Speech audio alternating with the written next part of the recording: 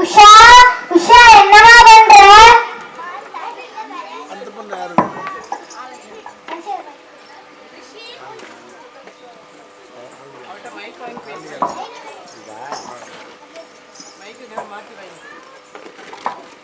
உஷா உஷா என்னமா பண்ற?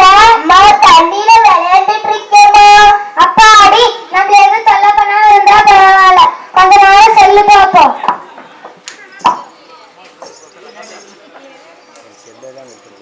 அம்மா தண்ணி தாகடிக்குதுமா.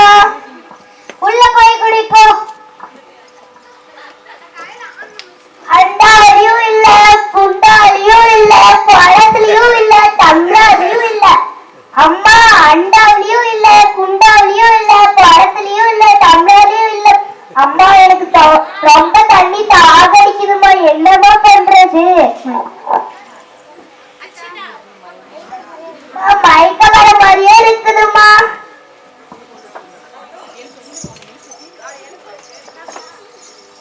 சரி எந்திரி, பக்கத்து இருக்கிற மீனாக்கா இடத்துல கேட்போம்.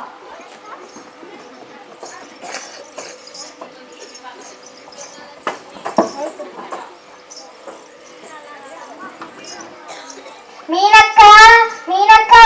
சொல்லுங்க தீபாக்கா. கொஞ்சம் குடிக்க தண்ணி இருந்தா குடுமா. சரி வாங்க உட்காருங்க தரேன்.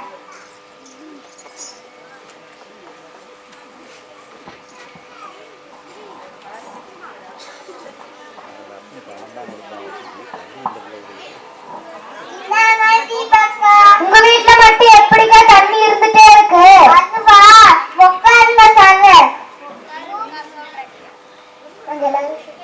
நீங்க எல்லாரும் சேர்ந்து இந்த வேலையை செய்யணும்.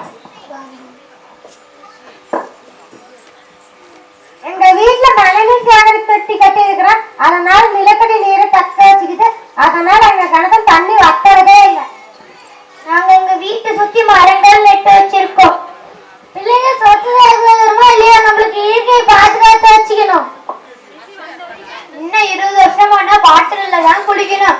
சிறுதுளி என்பது ஒவ்வொருவரும் நினைச்சால்தான் நீர் மேலாண்மை கட்டமைக்க முடியும். நீரின்றி அமையாது உலகினில் யாருக்கும், வானின்றி அமையாது ஒழுக்கு. நன்றி.